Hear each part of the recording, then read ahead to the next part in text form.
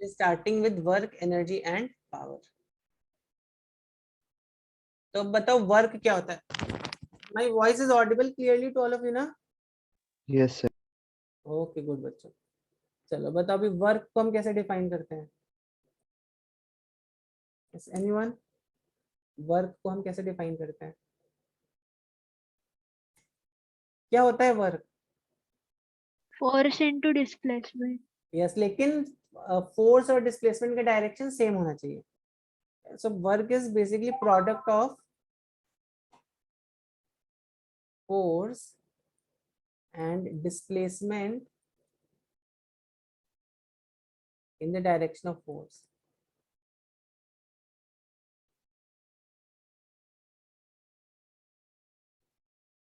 ठीक है, तो वर्क होता है force, product of force and displacement in the direction of force. जैसे फॉर एग्जांपल अभी समझो यहाँ पर एक ब्लॉक रखा हुआ है,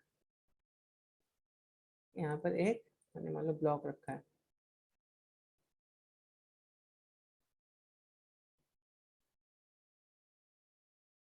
ठीक, और ये हो गया मेरा यहाँ पे, मैंने इसमें कुछ फोर्स लगाया। अब देखो इसका डिस्प्लेसमेंट कैसा होगा? इसका डिस्प्लेसमेंट जो होगा वो कुछ ऐसा होगा ना। तो आप लोगों को ट्रिग्नोमेट्री मालूम है? थोड़ी बहुत बेसिक्स ऑफ ट्रिग्नोमेट्री मालूम है? Yes sir. ओके, तो अभी हमें डिस्प्लेसमेंट कैसा लेना है बच्चों? डिस्प्लेसमेंट हमें फोर्स के डायरेक्शन में लेना है, ठीक है। या चलो मैं पहले जनरल डिफाइन करता हूँ वर्क को, फिर then will see how to take this like this. तो बेसिकली अगर मान लो मैंने फोर्स ऐसे लगाया, first let's apply force like this, बाद में वो वाला केस हम देखेंगे। फोर्स ऐसे लगाया और मैंने डिस्प्लेसमेंट किया, तो नाउ अब देखो वर्क डन क्या हो जाएगा यहाँ पे? फोर्स और displacement in the direction of force, F into S. तो देखो डिस्प्लेसमेंट फोर्स के डायरेक्शन में हो रहा है कि नहीं हो रहा है? तो बस दोनों का मल्टीप्लिकेशन कर दो तो ऐसा वर्क डन निकाल सकते हो, ठीक है। अच्छा अभी सपोज मैं फोर्स ऐसे लगा रहा हूँ, अगर मैं फोर्स सपोज ऐसे लगा रहा हूँ, then what we going to do?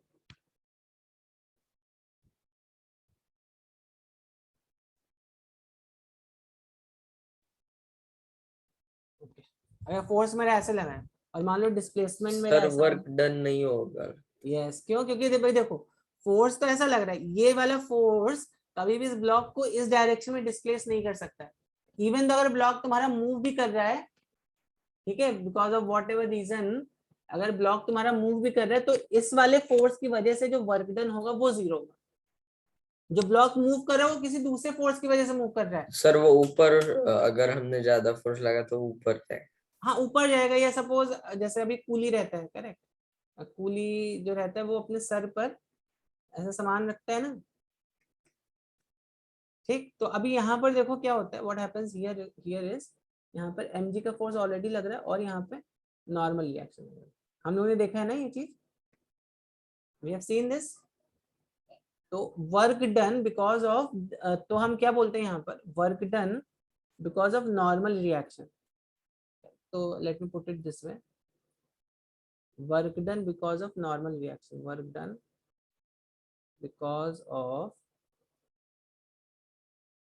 n, that is work done because of this is actually 0, ठीक है।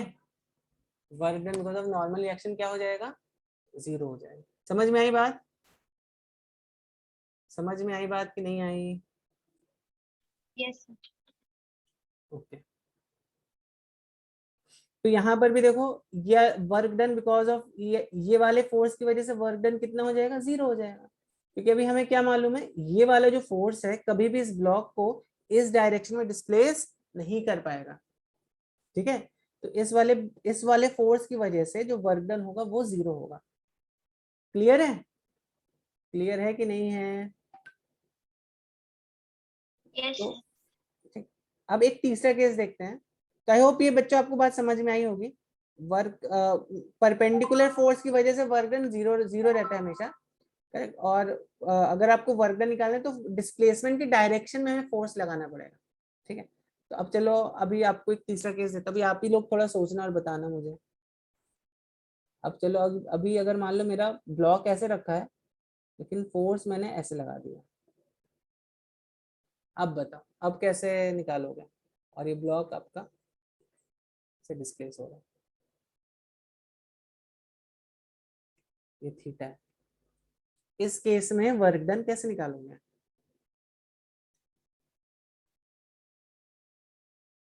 यस बच्चों बताओ।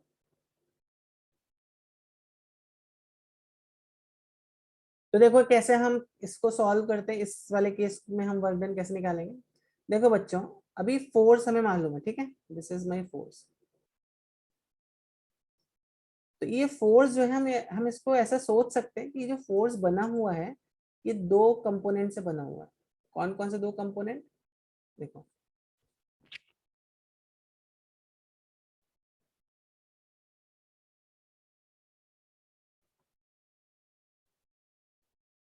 एक ये वाला कंपोनेंट और एक इसका परपेंडिकुलर।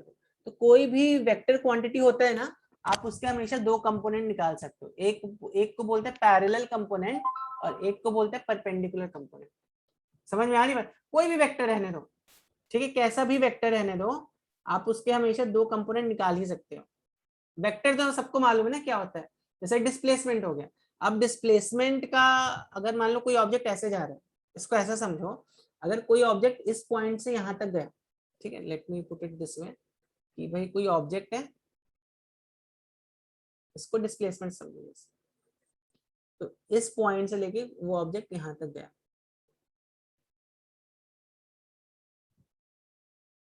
ठीक।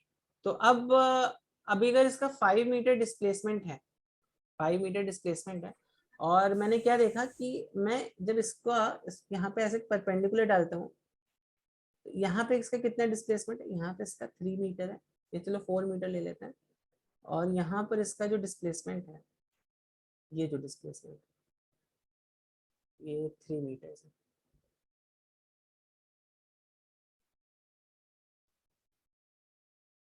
ये 3 मीटर, समझ रहे हो? तो देखो अभी हम क्या बोल सकते हैं, ये जो डिस्प्लेसमेंट मेरा 5 मीटर का हुआ, इसमें 4 मीटर का एक्स एक्स एक्स कंपोनेंट के अलोंग ये ऑब्जेक्ट मूव हुआ, और 3 मीटर के अलोंग वाई डायरेक्शन के अलोंग ये ऑब्जेक्ट मूव हुआ। बोल सकते कि नहीं बोल सकते हम यहाँ पर? ऐसा बोल सकते हैं ना? कैन वी से दिस?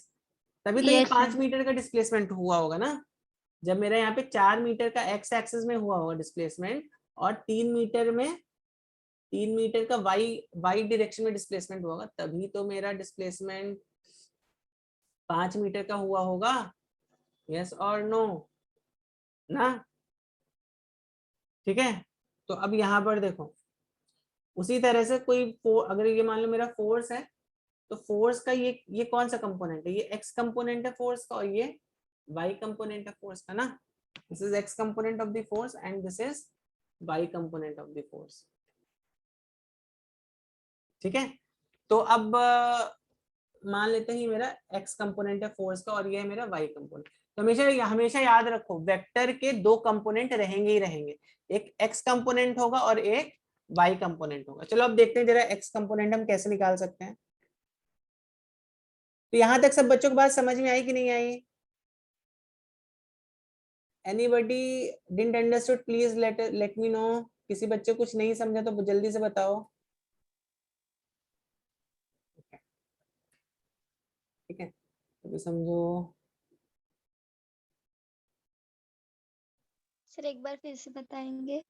हाँ देखो मैंने सिंपल लैंग्वेज में आपको बताया कि अगर मान लो तुम 5 मीटर ऐसा एक्स वाई प्लेन में मूव करते सर हो। कौन सा टॉपिक ले रहे हैं? मैं वर्क एनर्जी पावर ले रहा हूँ, ठीक है, ओके। तो अगर आप 5 मीटर के डिस्टेंस मूव करते हो, तो आप यहाँ पर क्या बोल सकते हो कि आपने 4 मीटर एक्स एक्सिस में मूव किया है, 3 मीटर वाई एक्सिस में मूव किया है ना। इसको ऐसे भी तो बना सकते हैं। तो कोई भी वेक्टर जो भी होता है मेरा, उसको हम दो कंपोनेंट में डिवाइड कर सकते हैं। एक मेरा एक्स कंपोनेंट हो गया, एक मेरा वाई कंपोनेंट हो गया, ठीक है। तो कोई भी वेक्टर होता है मेरा, वो उसको हम हमेशा दो कंपोनेंट में डिवाइड कर सकते हैं, one is x component, one is y component. तो यहाँ पर देखो जो एक्स कंपोनेंट है मेरा कितना है, 4 मीटर का, वाई कंपोनेंट जो है वो 3 मीटर का है, ठीक है, ठीक है ना? ठीक है कि हाँ. नहीं? उसी तरह फोर्स को भी हम दो कंपोनेंट में डिवाइड कर सकते हैं, एक एक्स कंपोनेंट एक वाई कंपोनेंट। कंपोनेंट कैसे निकालना है आपको, यहाँ से आप एक जो भी टिप ऑफ द वेक्टर होती है उससे एक परपेंडिकुलर लाइन ड्रॉ कर दो यहाँ पर, ठीक है। ये जो परपेंडिकुलर लाइन ड्रॉ होती है इसका जो बेस होता है this is basically your x component, ठीक है। उसी तरह से ये देखो, इसकी टिप से वाई एक्सिस पर एक परपेंडिकुलर डाल दो, ये जो लाइन आ जाती है यहाँ पर ये हो गई इसकी वाई कंपोनेंट, ठीक है। समझ में आई बात। तो अगर मान लो ये एफ है तो ये हो गई एफ एक्स और ये हो गई एफ वाई, ठीक है। अब देखो यहाँ पर, अब ये थीटा हो गया मेरा, तो O A B, triangle O A B में what can I say, sine theta कितना होगा, साइन थीटा होगा A B upon O A, correct. A B को आप ए बी सी यहाँ पे डी लिख लो, ओ डी अपॉन ओ ए भी लिख सकते हो ना, ठीक है। उसी तरह कॉस थीटा जो होगा मेरा, कॉस थीटा कितना होगा, कॉस थीटा होगा ओ बी अपॉन ओ ए, ठीक है। तो देखो ओ बी कितना हो गया मेरा, ओ बी हो गया मेरा ओ ए कॉस थीटा, उसी तरह ओ डी हो गया मेरा कितना, ओ ए साइन थीटा, ठीक है। ओ ए कितना है मेरा, ओ ए इज एफ ना, ओ ए कितना है, ओ ए तो एफ है ना, तो इसको हम क्या लिख सकते हैं, इसको हम लिख सकते हैं यहाँ पर एफ कॉस थीटा, इसको लिख सकते हैं एफ साइन थीटा, ठीक है। तो ये जो कंपोनेंट है ये हो गया मेरा एफ कॉस थीटा, और ये वाला जो कंपोनेंट है ये हो गया मेरा एफ साइन थीटा। तो प्लीज ऑलवेज रिमेंबर, कोई भी वेक्टर होता है, any vector it could be, उसको हम हमेशा दो कंपोनेंट में डिवाइड कर सकते हैं, cos x component and y component. तो एक्स कंपोनेंट कितना हो गया एफ कॉस थीटा या ए कॉस थीटा, और वाई कंपोनेंट क्या हो गया ए साइन थीटा, या जैसे वेक्टर यहाँ पे एफ पकड़ा है तो F cos theta F sine theta. इतनी बात सभी बच्चों को समझ में आई।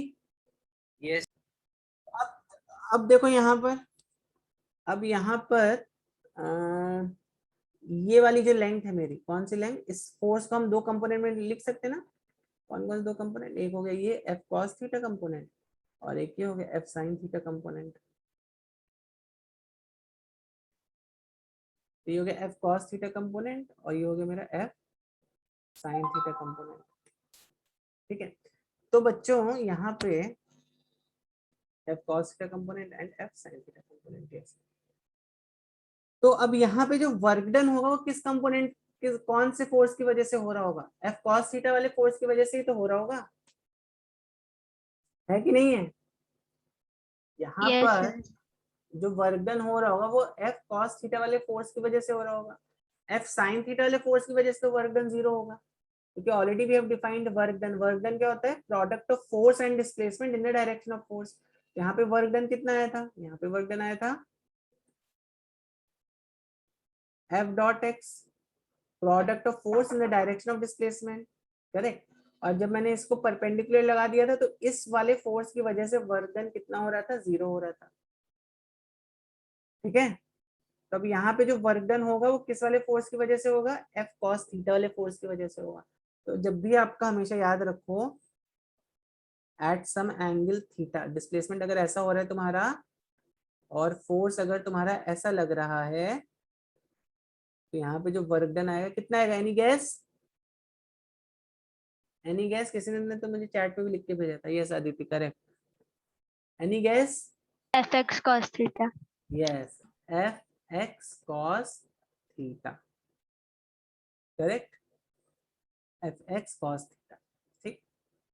और वर्क डन की जो यूनिट होगी कितना होगा, what will be the SI unit for work done, force का यूनिट होता है न्यूटन, डिस्प्लेसमेंट का यूनिट होता है मीटर, कॉस थीटा का क्या क्या यूनिट होता है, कुछ यूनिट नहीं होता, it's a unitless thing, ratio है ना साइड का, कॉस थीटा क्या साइड का रेशियो है, तो कुछ यूनिट नहीं होता कभी भी। तो न्यूटन मीटर, जिसको आप जूल्स भी बोलते हो, न्यूटन मीटर हमने टॉर्क में भी देखा था, torque was also force into perpendicular distance, but ये ये वर्क डन का यूनिट है, torque is not written as joules, torque को कभी भी आप जूल्स में नहीं लिखते, उसको आप केवल बस न्यूटन मीटर ही लिखते हो, ठीक है। ठीक है, और वर्क डन क्या है? Work done is a scalar quantity, torque is a vector quantity, so don't get confused over there. So work done is a scalar quantity having unit Newton meter और joules, joules बोलते हैं इसको। CGS में क्या हो जाती है? CGS में हो जाती है इसकी यूनिट डायन सेंटीमीटर, इसको आप अर्ग बोलते हैं, ठीक है। समझ में आई बात?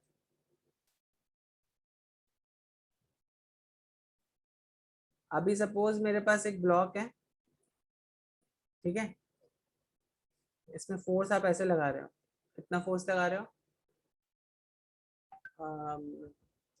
10 न्यूटन का लगा लो, ठीक है। इसका डिस्प्लेसमेंट हुआ 2 मीटर्स का, और अगर ये आपका 60 डिग्री है तो व्हाट इज वर्क डन? जल्दी से बताओ, सिंपल से एग्जांपल है ना, जल्दी से बताओ कितना वर्क डन होगा इस केस में। वेरी सिंपल, इससे सिंपल आपको क्वेश्चन मिलेगा नहीं। F x cos theta, force कितना है? 10 newton, x is 2 metres into cos of 60, cos 60 कितना होता है? हाफ, ठीक है। 10 इंटू 2 इंटू हाफ, ठीक है। नाउ अगर तुम्हारा फोर्स, कभी कभी ऐसा भी होता है, फोर्स मेरा ऐसा लग रहा है, ठीक है, और ये फोर्स है और डिस्प्लेसमेंट मेरा ऐसा हो रहा है, अब बताओ यहाँ पे वर्क डन कितना होगा? इस वाले केस में वर्क डन कितना होगा? जल्दी से बताओ।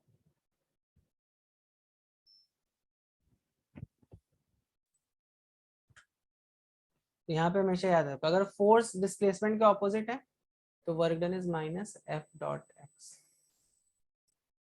तो ये निगेटिव वर्क डन है, ठीक है।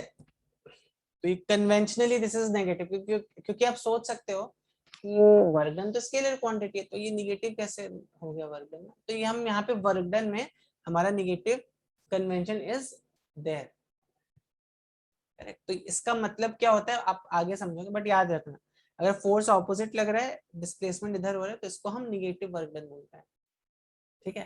तो हमने बेसिकली 3 केसेस देखे, एक हमने ये देखा,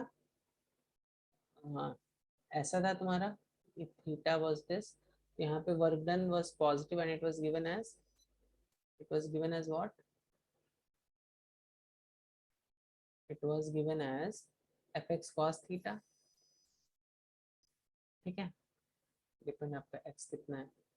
फिर हमने क्या वाला केस देखा, फोर्स ऐसा लग रहा है, डिस्प्लेसमेंट ऐसा है, तो यहाँ पे work done is 0, again fx cos 90, ठीक है। फिर हमने क्या देखा,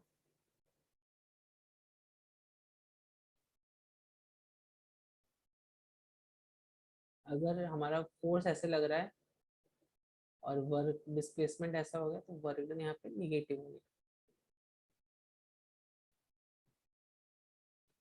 तो याद रखना, हाँ, वर्क डन में कन्वेंशन रहता है हमारा, वर्क डन निगेटिव हो सकता है, क्योंकि हम आगे देखोगे पोटेंशियल एनर्जी को निगेटिव कर देते हैं, ठीक है। ये कन्वेंशन है, याद रखो, ठीक है।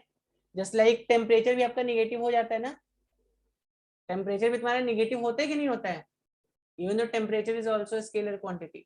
तो वैसे ही वर्क डन का जो स्केल हमने डिसाइड किया है, it's not always starting from 0, जैसे कभी कभी स्केल जो रहता है मेरा हमेशा 0 से ही चलता है। आप गूगल मैप में देखो, गूगल मैप में they never use -1 -2 metres like that. तो स्केल हमें कैसे बनाना है वो हम डिसाइड कर सकते हैं, ठीक है। अब डिस्प्लेसमेंट में भी स्केल जो है, डिस्टेंस में भी आप स्केल आप बोल सकते हो, -2 मीटर से आपका स्केल शुरू हो रहा है, ठीक है। पर हम मास में कभी आप बोल सकते हो क्या negative mass, -1 kg and all that, तो मास में कभी वैसा पॉसिबल नहीं है। तो मास का जो स्केल है वो हमेशा 0 से स्टार्ट होगा। तो स्केलर आर ऑलवेज पॉजिटिव, ऐसा हार्ड एंड फास्ट रूल नहीं है, आप शायद ये डेफिनेशन में पढ़ते हो, इसलिए मैंने इस पॉइंट को क्लैरिफाई किया यहाँ पर, क्योंकि वर्क डन निगेटिव होता है, ठीक है। अगर कोई आपसे पूछे can work done be negative, yes. कब नेगेटिव होगा? फोर्स और डिस्प्लेसमेंट ऑपोजिट है एक दूसरे के। Now having said about work, now let's talk about energy. अब आपको एनर्जी तो मालूम होंगे, different different kinds of energies, correct? Light energy, sound energy, और कौन कौन सी एनर्जीज होती है बच्चों? Yes, Heat energy. Heat energy, electrical energy, correct? तो एनर्जी ऐसे हम देखते हैं जियोथर्मल एनर्जी, तो ऐसा ऐसे we have so many kinds of energies, correct? And energy को हम कैसे डिफाइन करते हैं? Energy is capacity to do work. Capacity to do work को हम एनर्जी बोलते हैं, करेक्ट? जैसे हम बोलते, आप देखो, आप डे टू डे लाइफ में भी ये स्टेटमेंट यूज करते हो कि I don't have any energy to do any work. एकदम energy, I am drained out, my energy is finished, I will not put my energy here. आप करते हो ना ये सब, ऐसा वर्ड यूज करते हो ना, तो इसका मतलब क्या हुआ? Energy is what actually? Energy is capacity to do work, आपकी कितनी क्षमता है उस काम को करने की, ठीक है? ठीक, kinetic energy, potential energy, all that. तो हम एनर्जीज तो ऐसे कई टाइप की हो सकती हैं। एनर्जी जो रहती है, हीट एनर्जी हो सकती है, we can have light energy, we can have sound energy, we can have geothermal energy, ठीक है? then we can have और कौन से table? Electrical energy, we can have mechanical energy। तो ऐसे कई तरह की एनर्जी होती है। एनर्जी से संबंधित 2 पॉइंट्स जो आपको ध्यान में रखने हैं। Energy is always conserve. Have you heard this statement? Energy is always conserve.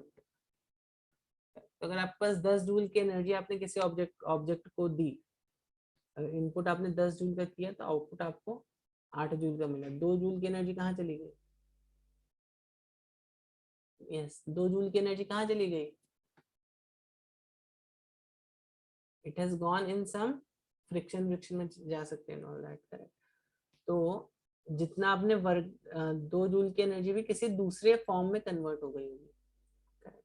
तो एनर्जी हमेशा कंजर्व रहती है, it is only transformed from one form to another, ठीक है? इट इज transformed from one form to another form।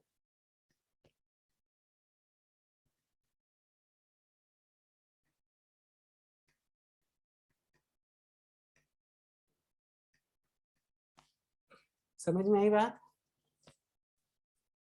समझ में आई बात?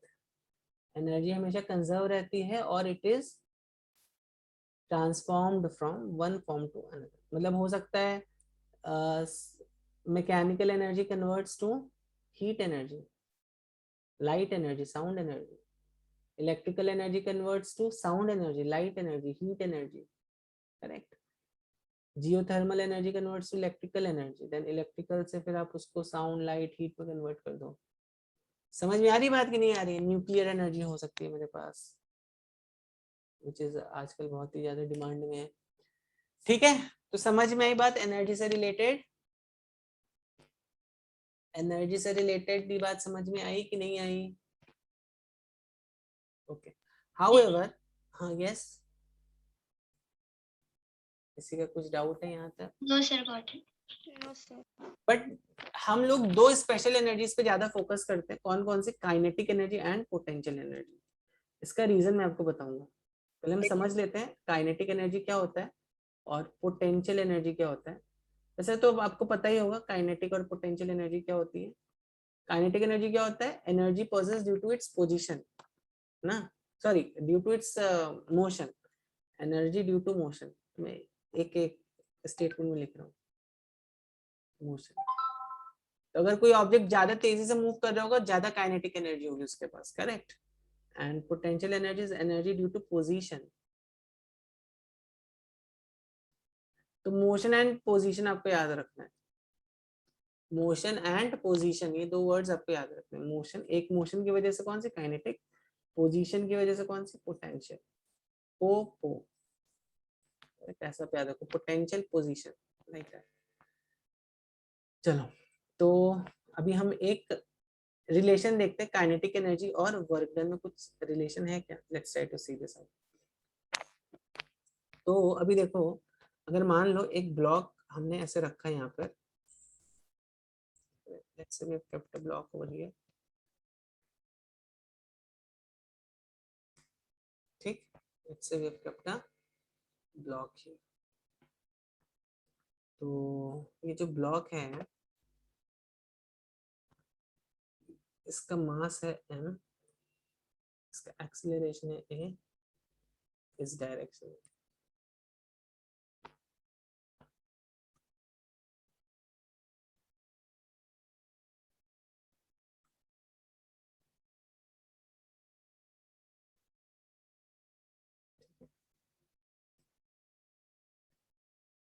ठीक है, मास एक्सीलरेशन फोर्स, ठीक है, और मान लो यहाँ पे डिस्प्लेसमेंट ऐसा हो रहा है आपका। अब हम मान लेते हैं यहाँ पे इसकी वेलोसिटी u थी और यहाँ पे इसकी वेलोसिटी इस पॉइंट पर आते आते इसकी वेलोसिटी कितनी हो गई? v हो गई। यहाँ पे वेलोसिटी कितनी है? u है, और यहाँ पे वेलोसिटी कितनी है? v है। ठीक है, तब देखो हम क्या क्या इक्वेशन लगा सकते हैं यहाँ पर। क्या हम ये बोल सकते हैं v square equals to u square plus 2ax? क्या हम यहाँ पर ये बोल सकते हैं? बताओ बच्चों, कैन यू से दिस? बच्चों कैन यू से दिस? बोल सकते हैं ना हम लोग? अगर यहाँ पे इनिशियल वेलोसिटी u थी, यहाँ पे फाइनल वेलोसिटी v है, इस ब्लॉक का एक्सीलरेशन ऐसा हो रहा है इन दिस डायरेक्शन और डिस्प्लेसमेंट ये हो रहा है, तो कैन वी से दिस v स्क्वायर? बोल सकते हैं ना? Okay yes. अब यहाँ पर देखो एक्सीलरेशन यहाँ से कितना आ गया, जब आप इसको v square minus you square upon 2 into x, ये एक्सीलरेशन आ गया। अच्छा अभी देखो वर्क डन अभी हमने ऊपर डिफाइन किया, वर्क डन क्या होता है? Force into displacement, force should be in the direction of displacement, तो this is kind of valid over here. तो फोर्स मेरा कितना है? फोर्स कितना होता है? फोर्स कैसे निकालते हो बच्चों? फोर्स कैसे निकालेंगे? फोर्स कैसे निकालोगे? Mass into acceleration. Yes, mass into acceleration. Acceleration क्या है अपना? ये है, we've already seen this acceleration, तो यहाँ पे जस्ट एक्सीलरेशन की जगह can put this v square minus u square upon 2x into x, x cancels, ठीक है, तो कितना हो गया? Half of mv square minus half of mv square, ठीक है,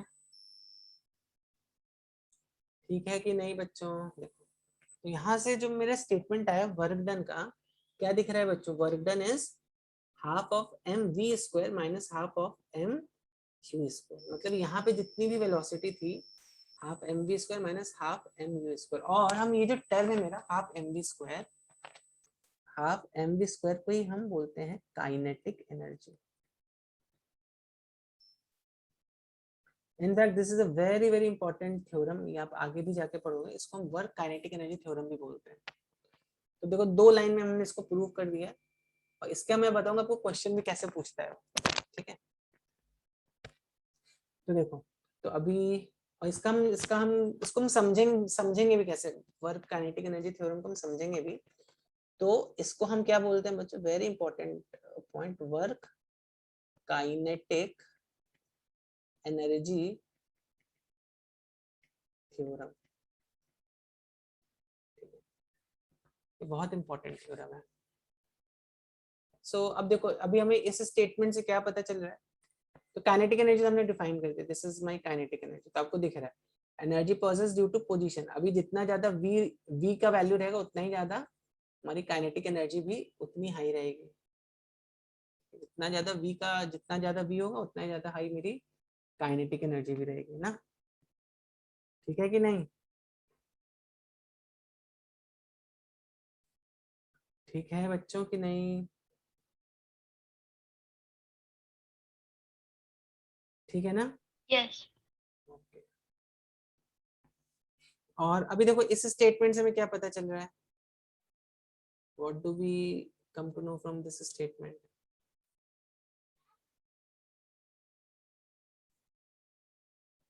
तो यहाँ से हमें ये पता चल रहा है कि जो भी मेरा टोटल वर्क डन हो रहा है, जितना भी मेरा वर्क डन हुआ, करेक्ट, वो किसके बराबर होगा? वो चेंज इन काइनेटिक एनर्जी के बराबर ही होगा। ठीक है, वर्क डन, इसको मैं पहले लिख देता हूँ यहाँ पे, फिर हम इसको एक एग्जांपल से समझेंगे। तो वर्क काइनेटिक एनर्जी थ्योरम जो है मेरा, वो क्या बोलता है? के थ्योरम, इसको WKET भी बोलते हैं, वर्क काइनेटिक एनर्जी थ्योरम। ठीक है, तो अभी हम क्या बोलेंगे? Summation of all work done, क्या? Summation of all work done is equal to change in kinetic energy. Summation of all work done is equal to change in kinetic energy. मतलब अगर आप इस पॉइंट पे और इस पॉइंट पे change in kinetic energy निकाल सकते हो, ठीक है, अगर तुम्हें बस पता चल गया कि यहाँ पे वेलोसिटी 10 है, यहाँ पे वेलोसिटी 20 है, बस आपको बस इतना पता रखना है, करेक्ट? तो इस पॉइंट और इस पॉइंट का काइनेटिक एनर्जी का चेंज निकाल लो, डेल्टा के निकाल लो, करेक्ट? डेल्टा के का मतलब क्या हुआ? डेल्टा के का मतलब हुआ के फाइनल माइनस के इनिशियल। तो बस अगर तुम केवल ये वाला टर्म निकाल सकते हो, अगर तुमने ये टर्म निकाल लिया, तो तुम्हें क्या मिल जाएगा? टोटल वर्क डन मिल जाएगा। समझ में आ रही है बात? तुम्हें टोटल वर्क डन मिल जाएगा। इतनी बात समझ में आई? इतनी बात समझ में आई कि नहीं आई? Yes, sir. और यहाँ पर अब एक चीज और देखो, अगर मान लो मेरा एक्सीलरेशन इस डायरेक्शन में होता, किस डायरेक्शन में? अगर सपोज मेरा एक्सीलरेशन इस डायरेक्शन में होता,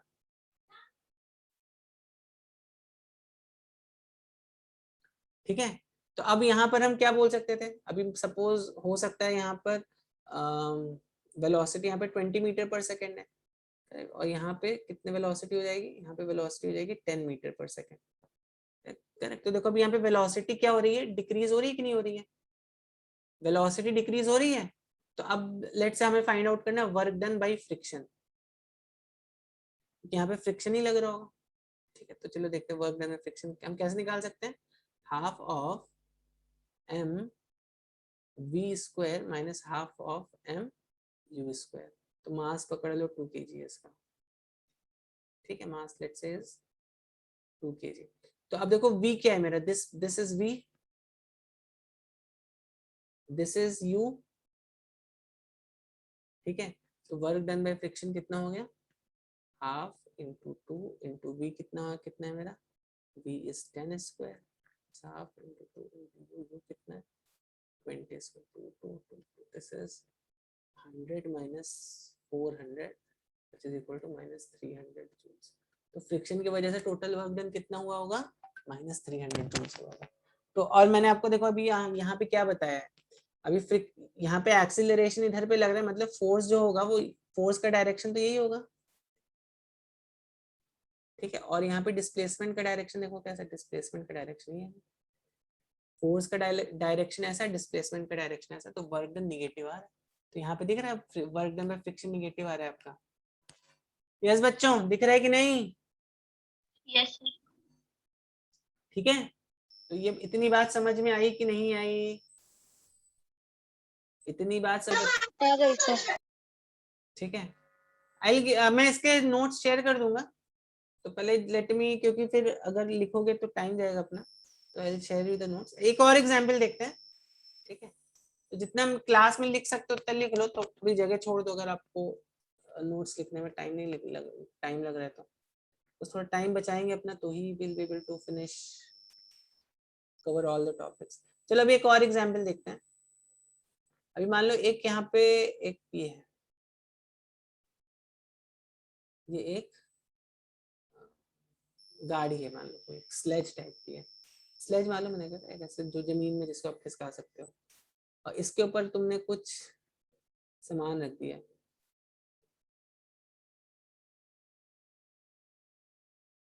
ठीक? अब देखो बच्चों, यहाँ पर अगर मैं आपको ऐसा बोलूं कि भाई यहाँ पे जो फोर्स लग रहा है, फोर्स कितना है,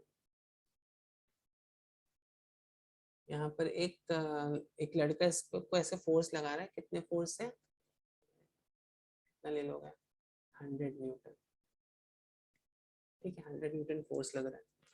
अच्छा 100 न्यूटन फोर्स लग रहा है और ये एंगल कितना है, ये एंगल है 60 डिग्री। तभी आपने देखा cos 60 कितना होता है, cos 60 इज हाफ। अच्छा यहाँ पे फ्रिक्शन भी लग रहा है, फ्रिक्शन कितना लग रहा है, फ्रिक्शन लग रहा है मान लो 20 न्यूटन का फ्रिक्शन लग रहा है, ठीक है। और बताओ यहाँ पे और कौन कौन से फोर्सेस लग रहे होंगे, और बताओ जल्दी से कौन कौन से फोर्सेस लग रहे होंगे यहाँ पे। mg लग रहा होगा, नॉर्मल रिएक्शन, यस। तो ये डिस्प्लेसमेंट मान लेते हैं, इसको इस फोर्स हमने खींचा कितनी दूरी तक, मान लो हमने खींचा इसको 2 मीटर तक खींचा, ठीक है, 2 मीटर तक हमने खींचा। और इसका जो मास है वो मास पकड़ लो इसका 3 kg, ठीक है, मास इसका हम 3 kg पकड़ लेते हैं। अच्छा यहाँ पे और कौन कौन से फोर्सेस लग रहे होंगे, so sir normal reaction mg लग रहा होगा और एक इसमें नॉर्मल रिएक्शन लग रहा होगा।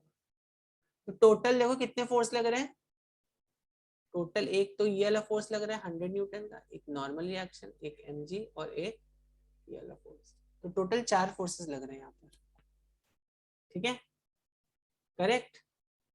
तो अब हम क्या करेंगे, इन और मान लो इसका जो डिस्प्लेसमेंट हुआ, डिस्प्लेसमेंट 2 मीटर हुआ है, ठीक है। तो चलो अब हम यहाँ पे टोटल सब वर्क डन निकालने का कोशिश करते हैं। तो अभी देखो यहाँ पे वर्क डन, तो इसको F1 बोल देते हैं, इसको फ्रिक्शन बोल देते हैं, ठीक है। तो work done because of F1 जल्दी से बताओ कितना होगा, कौन बच्चा बताएगा, work done because of F1 कितना होगा। अभी आपने ऊपर लिखा था वर्क डन कैसे निकालते हो आप, यस बच्चों, कितना होगा, 100 joules 100 होगा, 100, तो फोर्स इनटू डिस्प्लेसमेंट ना, यस 100 जूल्स होगा, force into displacement, Fx cos theta हो जाएगा यहाँ पे। फोर्स कितना है 100 न्यूटन है, डिस्प्लेसमेंट कितना है 2 मीटर, cos थीटा कितना है हाफ, 2 cos। अच्छा बताओ work done because of normal reaction कितना होगा, 0 0, क्यों 0, because it is perpendicular. Work done because of mg कितना होगा, 0 यस। तो आपको समझ में आ रहा है कि नहीं आ रहा है, देखो यहाँ पे mg की वजह से जो वर्क डन है 0 हो गया। अब work done because of friction बताओ जल्दी से कितना होगा,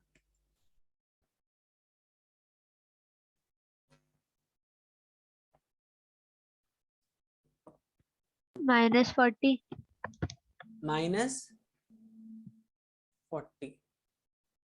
तो देखो कैसा है ये, force into displacement, again because friction का फोर्स हमेशा पीछे की तरफ लगता है और डिस्प्लेसमेंट आगे की तरफ हो रहा है, तो -F.x, करेक्ट। तो कितना वो -20 into 2 which is 40।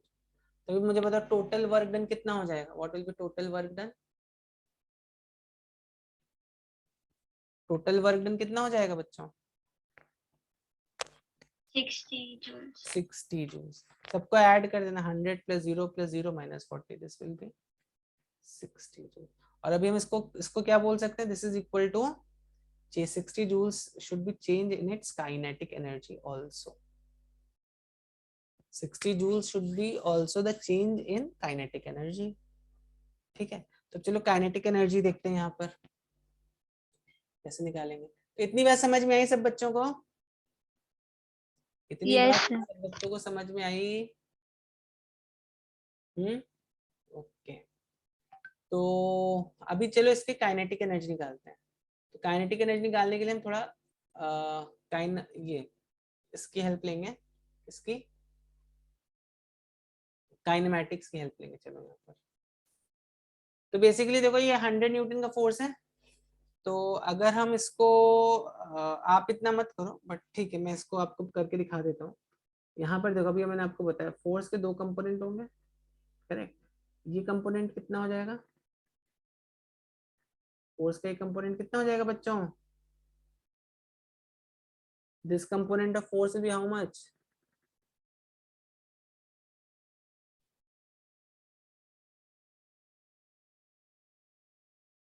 This component of force will be F of x. ठीक है, और ये कंपोनेंट देखो फोर्स का कितना हो जाएगा?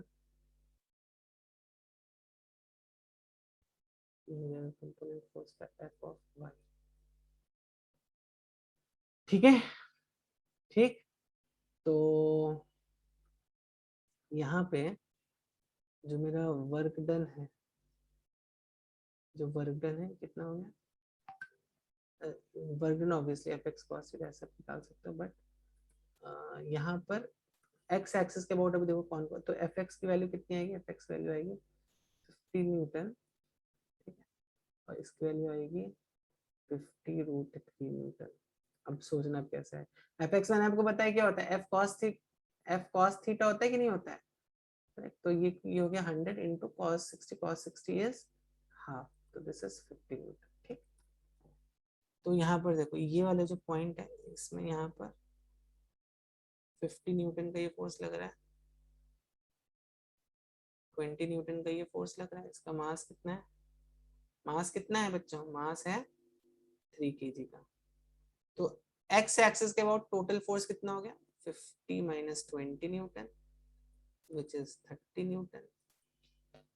बच्चों ये बात समझ में मैंने क्या किया? अभी मैं आपको दूसरे तरीके से इसकी वेलोसिटी जो है या इसकी change in kinetic energy 60 joules है, उस वैसे भी करके दिखा दूं। ठीक है, तो ये समझ में आया कि नहीं आया?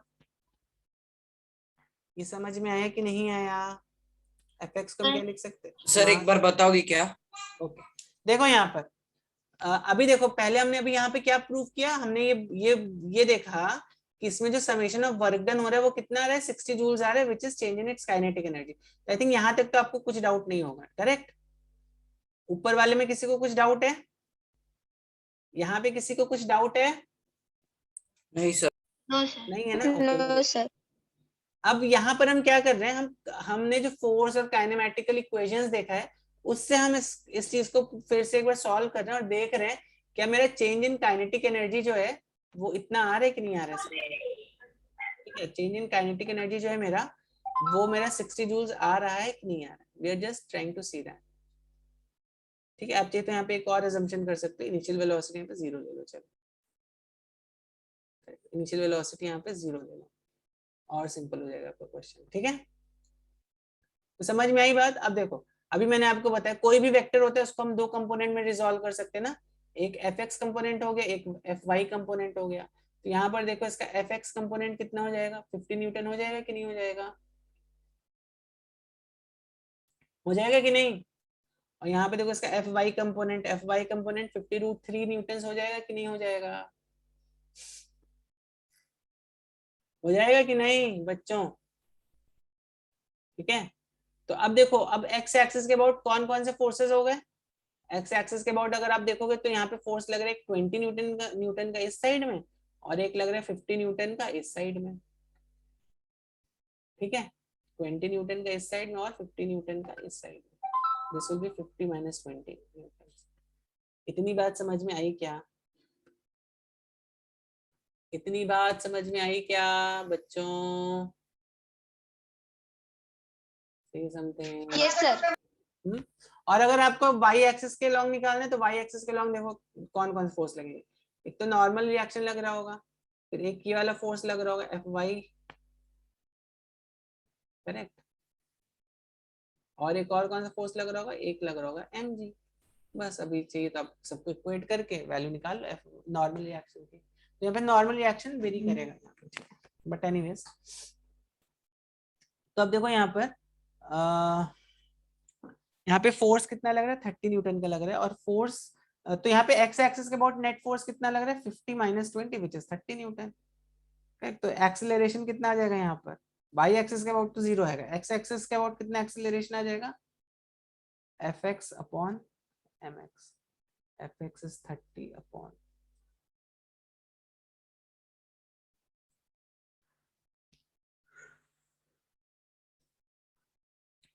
ठीक है, ओके।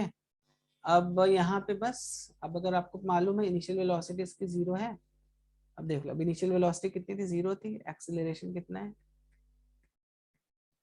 डिस्प्लेसमेंट 2 मीटर्स चला, तो v कितना होगा, v हमें निकालना है, तो कौन सी इक्वेशन लगा दो, v स्क्वायर, तो v स्क्वायर निकालना है, u स्क्वायर तो 0 हो गया, ये टर्म 0 हो गया, 2 into a two x, displacement यहाँ पे 2 मीटर्स है, करेक्ट, ये हो गया 40,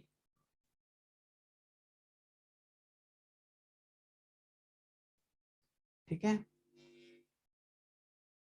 तो v स्क्वायर मेरा इतना आ गया, और यहाँ पे देखो हाफ एम वी स्क्वायर जरा लगा दो, काइनेटिक एनर्जी कितनी होती है, चेंज इन काइनेटिक एनर्जी देखो कितना होता है, half of m v square minus half of m u square, ये टर्म तो एनीवे 0 हो गया, और ये कितना, हाफ ऑफ मास कितना है, वी स्क्वायर देखो कितना है, 40,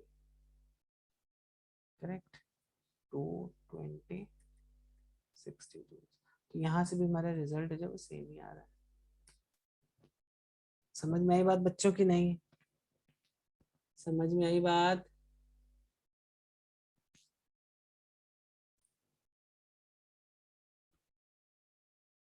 जल्दी से बच्चों इस क्वेश्चन को सॉल्व करके बताओ।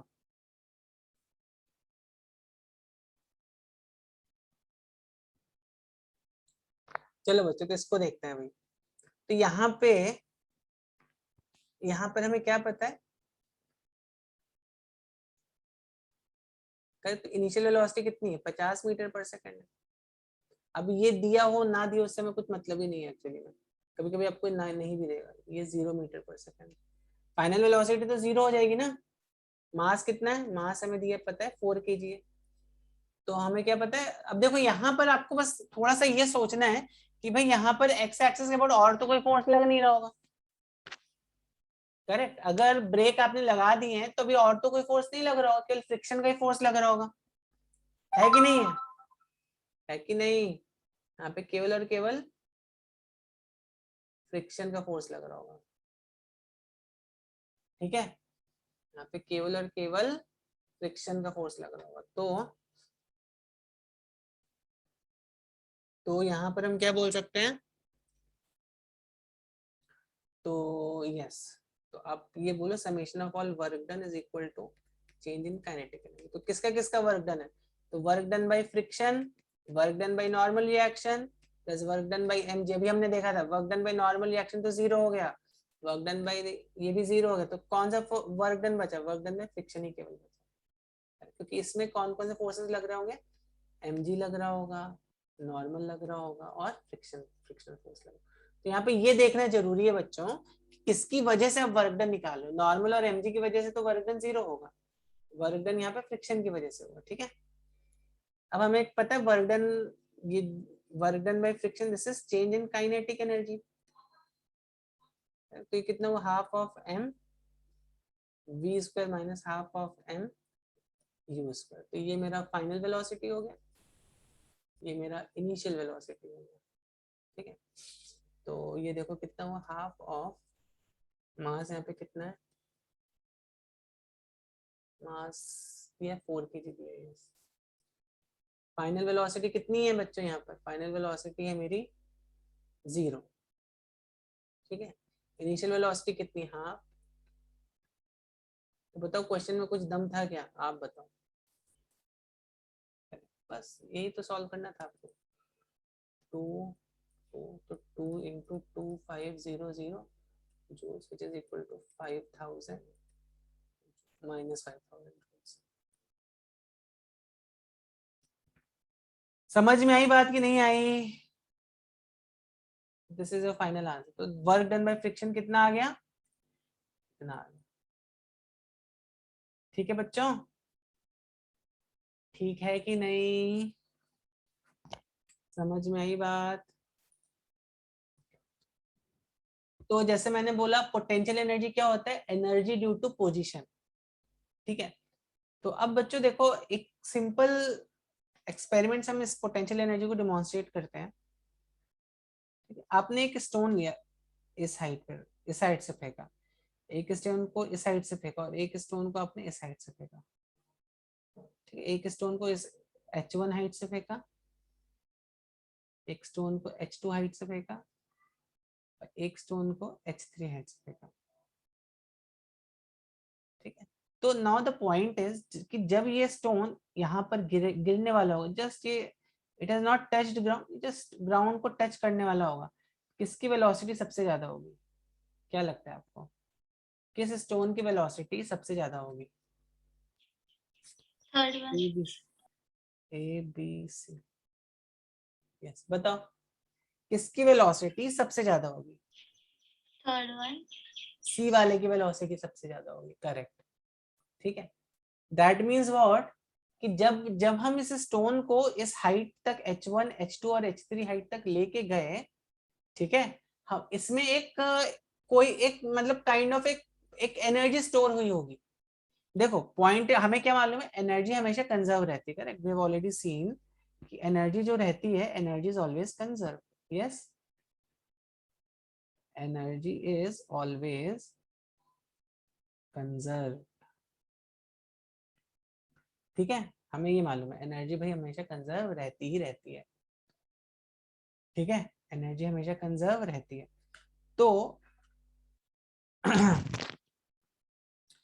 तो एनर्जी अगर हमेशा कंजर्व रहती है, करेक्ट, एनर्जी अगर हमेशा कंजर्व रहती है, तो आपको नहीं लगता कि अगर यहाँ पे या यहाँ पर समझो यहाँ पे काइनेटिक एनर्जी 1 आई, यहाँ पे काइनेटिक एनर्जी 2 थी, यहाँ पे काइनेटिक एनर्जी 3 थी, तो obviously kinetic energy 3 is greatest, kinetic energy 2 and then kinetic energy 1, ठीक है। तो हमें इतना तो पता ही चल गया भाई कि काइनेटिक एनर्जी 3 जो है वो सबसे ज्यादा होगी as compare to kinetic and second kinetic energy, as compare to first kinetic energy, ठीक है, ये तो हमें मालूम है। तो आपको बच्चों ऐसा नहीं लग रहा है कि हमने यहाँ पे कोई कुछ एडिशनल यहाँ पे एनर्जी, इसके पास कुछ एडिशनल एनर्जी है as compare to this, correct, और एज कंपेयर टू दिस इसके पास एडिशनल एनर्जी है कि नहीं है बच्चों? या इवन दो अगर ये यहाँ पे इसकी वेलोसिटी भी 0 है, यहाँ पर भी इसकी वेलोसिटी 0, यहाँ पे भी इसकी वेलोसिटी है 0, बट आप एक ऑब्जेक्ट जो कि ग्राउंड पर पड़ा हुआ उसकी भी वेलोसिटी 0 है, करेक्ट। सब केसेस में इवन दो वेलोसिटी 0 है, लेकिन हमें कुछ ऐसा क्लू मिल रहा है यहाँ पर कि भाई सी वाले केस में इसकी काइनेटिक एनर्जी ज्यादा है, मतलब इसके पास ये कहीं ये, और ये एनर्जी कहाँ से आ रही है, कहीं से तो आ रही होगी एनर्जी, समझ में आ रही बात की नहीं आ रही है? देखो काइनेटिक एनर्जी 3 ज्यादा है, ठीक है, और ये एनर्जी आ कहाँ से रही है? ये एनर्जी आ रही है इसके पास कौन सी एनर्जी है अभी, व्हाट वी से इज, किसके पास भाई अभी पोटेंशियल एनर्जी, यहां से एनर्जी आ रही है, ठीक है, समझ में आ रही है बात की नहीं आ रही? नहीं आ रही, क्योंकि अभी देखो इवन तो वेलोसिटी 0 है, जब आप मान लो किसी चीज को एक हाइट h1 तक लेके गए उसकी वेलोसिटी तो 0 है, करेक्ट, दूसरे को h2 हाइट तक लेके गए, इवन तो वेलोसिटी चारों केसेस में 0 है, ठीक है, लेकिन ए बी और सी वाले केस में इसके पास कौन सी एनर्जी है? इसके पास है पोटेंशियल एनर्जी बच्चों, समझ में आ रही है बात? ए बी और सी के पास कौन सी एडिशनल एनर्जी है? पोटेंशियल एनर्जी एडिशनल है इसके पास, जिसकी वजह से यहाँ पर जब आप इसको यहाँ पे छोड़ देते हो तो यहाँ पर इसके पास कुछ वेलोसिटी आ जाती है और it gets some kinetic energy when you leave it, ठीक है। नहीं तो क्यों आएगी इसके पास, इस पॉइंट पे इसके पास काइनेटिक एनर्जी क्यों आएगी अगर इसके पास यहाँ पे कुछ एनर्जी नहीं होती थी? तो समझ में आ रही बात? तो इस लॉजिक से हम बोल सकते हैं कि जैसे जब ये अपनी मैक्सिमम हाइट पर होगा इसके पास कौन सी एनर्जी होगी बच्चों? पोटेंशियल एनर्जी, ठीक है, समझ में आई बात कि नहीं आई? समझ में आई बात? किसी को कुछ डाउट यहाँ तक? ओके, अब देखो सब बच्चों को समझ में आई बात, पोटेंशियल एनर्जी का कंसेप्ट क्या होता है। अब इसके पास पोटेंशियल एनर्जी आई क्यों? तो जैसे मैंने आपको बताया था पोटेंशियल एनर्जी क्या होता है, एनर्जी ड्यू टू पोजीशन, ठीक है। अब देखो, अब आपको लग रहा होगा कि इसके पास बट पोटेंशियल एनर्जी, कितनी पोटेंशियल एनर्जी है ये आपको फाइंड आउट करना है। तो अब कितनी पोटेंशियल एनर्जी है ये, what is the magnitude of potential energy, ये हम कैसे फाइंड आउट करते हैं? ठीक है, मैग्नीट्यूड ऑफ पोटेंशियल एनर्जी अगर तुम्हें फाइंड आउट करना है तो कैसे फाइंड आउट करोगे?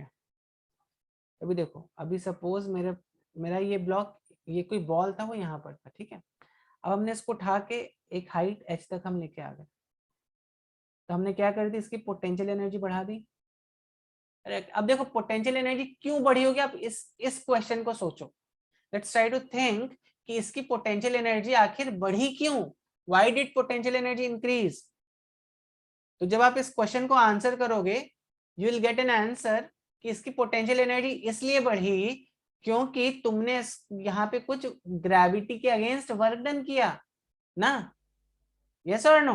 देखो यहाँ पर क्या लग हाँ रहा था, सर, ग्रेविटी ज्यादा लगेगी, यहाँ पर एक्सेलरेशन। यस, यहाँ पे mg का फोर्स लग रहा था कि नहीं लग रहा था? ग्रेविटी इसको अपनी तरफ नीचे की तरफ खींच रही थी कि नहीं खींच रही थी, है ना? तो तुमने इस ग्रेविटेशनल पुल के अगेंस्ट वर्क डन किया, तभी तो इसकी पोटेंशियल एनर्जी बढ़ी, करेक्ट? तभी तो इसकी पोटेंशियल एनर्जी बढ़ी ना, है कि नहीं है? Sir correct. तो अब देखो, अब अगर आप ऐसा अज्यूम करोगे कि आपने यहाँ पर एक फोर्स लगाया, ठीक है, तो अभी तुमने यहाँ पर एक फोर्स लगाया, यहाँ पे फोर्स लगा दिया तुमने, ठीक। और ये फोर्स का, ये जो फोर्स है ये mg के बराबर है। या सपोज अगर मान लो तुम्हारा mg 10 न्यूटन का है, तो तुमने फोर्स 10.0001 न्यूटन का लगा दिया। तो धीरे धीरे धीरे धीरे क्या होगा तुम देखोगे, धीरे धीरे ये जो ऑब्जेक्ट है ये यहाँ से चलते चलते चलते चलते चलते यहाँ पे पहुंच जाएगा ना, ठीक, करेक्ट। तो अभी तुमने इस ऑब्जेक्ट को यहाँ से यहाँ तक पहुंचाने में कितना वर्क डन किया? Again I repeat the question, इस ऑब्जेक्ट को यहाँ से यहाँ तक पहुंचाने में कितना वर्क डन किया, निकाल लो। Work done is force into displacement. तो अभी फोर्स का डायरेक्शन ये है, ये तुम्हारा फोर्स है, तो इसको मैं बोल दूंगा ये एक्सटर्नल फोर्स है, करेक्ट। तो work done bye you, work done bye, let's say Aditi work done करे, तो ऐसे वर्क डन बाय अदिति कितना हो गया, force of Aditi into displacement, कितना आपका डिस्प्लेसमेंट हुआ, करेक्ट। तो अभी तुम्हारा फोर्स कितना है, ऑलमोस्ट mg के तो बराबर है तुम्हारा फोर्स। देखो ये जो तुम्हारा फोर्स है यहाँ पर, जो ये एक्सटर्नल फोर्स लग रहा है यहाँ पर, ये जो फोर्स है ये mg के ही तो बराबर है अप्रोक्सीमेटली, करेक्ट। तो यहाँ पर हम work done by external agent जिसको हम बोलते हैं, ये कितना mg, करेक्ट। और यहाँ पे व्हाट इज द डिस्प्लेसमेंट यहाँ पे h, तो work done by external force आ गया mg h। अगर आपको निकालना है वर्क डन बाय अर्थ कितना है, क्योंकि ये mg का फोर्स कौन लगा रही है, अर्थ लगा रही है ना, करेक्ट। तो अब देखो यहाँ पे वर्क डन बाय अर्थ कितना है, mg का फोर्स तो हमेशा ऐसे ही लगेगा, करेक्ट। तो mg का फोर्स हमेशा ऐसा लग रहा है। और तुम्हारा डिस्प्लेसमेंट कैसा हो रहा है बच्चों, तुम्हारा डिस्प्लेसमेंट हो रहा है यहाँ से यहाँ तक ऐसा, करेक्ट। तो वर्क डन बाय अर्थ कितना हो गया, minus of mg x is equal to h mg h, work done by earth हो गया तुम्हारा माइनस mg h। समझ में आई बात कि नहीं, समझ में आई बात? Yes sir. तो बेसिकली पॉइंट इज व्हाट, अभी हम देखेंगे पोटेंशियल एनर्जी का ये concept, but point is what कि अभी हमने ऊपर देखा था कि जितना मेरा वर्क डन हो रहा था, ऊपर हमने यहाँ पे कहाँ पे देखा था, या वर्क काइनेटिक एनर्जी का थ्योरम, तो जितना मेरा वर्क डन हुआ that was equal to change in kinetic energy. उसी तरह एक वर्क पोटेंशियल एनर्जी थ्योरम भी होता है, बट वो हमें पढ़ना नहीं है, आप बस पोटेंशियल एनर्जी का कंसेप्ट समझ लो, करेक्ट। उसी तरह जितना मेरा यहाँ पे वर्क डन होगा, वो वर्क डन क्या करेगा, पोटेंशियल एनर्जी को इंक्रीज कराएगा, ठीक है। तो हम इसके इंट्रिकेसीज में नहीं जाएंगे, ये सब आप और डिटेल में इन योर 11th 12th पढ़ोगे, ठीक है। बस अभी के लिए बस आप इतना याद रखो कि आप जितना यहाँ पे आप वर्क डन करते हो, ठीक है, जितना तुम यहाँ पे वर्क डन करोगे उतना ही तुम्हारा पोटेंशियल एनर्जी में इंक्रीज होगा, ठीक है, जितना तुम यहाँ पे वर्क डन करोगे उतना ही तुम्हारा पोटेंशियल एनर्जी में इंक्रीज है। ये बात समझ में आई कि नहीं आई? इसीलिए आप पोटेंशियल एनर्जी को क्या बोलते हो बच्चों? आप बोलते हो ना एट हाइट एच तुम्हारी पोटेंशियल एनर्जी कितनी है, mgh है। तभी तुम्हें समझ में है mgh का मतलब क्या होता है। आप बोलते हो ना एच हाइट पे पोटेंशियल एनर्जी कितनी है, तो potential energy at height H अगर तुम्हें निकालना है तो कैसे निकालोगे? Potential energy at height H. अभी एच बहुत ज्यादा बड़ा नहीं होना चाहिए, 1-2 किलोमीटर तक भी ठीक है, बट तुम सोचो H is equal to radius of earth and all, इतने बड़े डिस्टेंसेस के लिए फॉर्मूला वर्क नहीं करेगा। This are for small distances, for small distances लिख देता हूं मैं यहाँ पर, ठीक है। तो पोटेंशियल एनर्जी सर क्यों नहीं करेगा उतने डिस्टेंस को ये वर्क? क्योंकि यहाँ उस ज्यादा बड़े डिस्टेंस पे फिर जी की वैल्यू चेंज हो जाएगी ना। आप सपोज अर्थ पे हो, अभी अर्थ पे छोटे बहुत डिस्टेंस पे ठीक है, लेकिन अभी सपोज आप अर्थ से यहाँ पर चलेगा तो यहाँ पे भी जी की वैल्यू चेंज हो जाएगी ना, इसलिए नहीं करेगा वो, ठीक है। हाँ यस सर। तो potential energy at height H कितनी हो जाएगी, mgh। तो अभी आपको ये तो एटलीस्ट समझ में आ गया होगा कि ये जो mgh है, करेक्ट, ये mgh जो तुम्हारा आ रहा है, ठीक है, ये mgh जो तुम्हारा आ रहा है ये क्या है, ये वर्क डन है जो तुम करते हो उस स्टोन पे या उस बॉल पे ऑफ मास m की, इसको यहां से यहां तक लेके जाने में, ठीक है ना। तो यहाँ तक किसी का कुछ प्रश्न, कुछ doubt, anything you want to say, any comment? सब बच्चों को समझ में आई बात? सब बच्चों को समझ में आई बात कि नहीं आई? ओके, सब बच्चों को समझी बात? चलो ठीक है, ठीक है।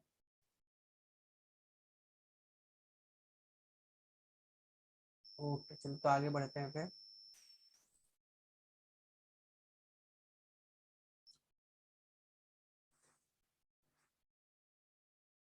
आगे बढ़े, ये एक काम करते हैं, I think will end this session here, ठीक है। आज हम यहीं पर एंड करते हैं, नेक्स्ट क्लास में इसको थोड़ा और डिस्कस करेंगे, बट अगर आपको कुछ डाउट है तो पूछ सकते हो। एक छोटा सा मैं टॉपिक में भी will discuss it and then will end. This is known as conservation of energy. This छोटा सा टॉपिक है, ये आपको मालूम ही होगा, ठीक है। what does this say?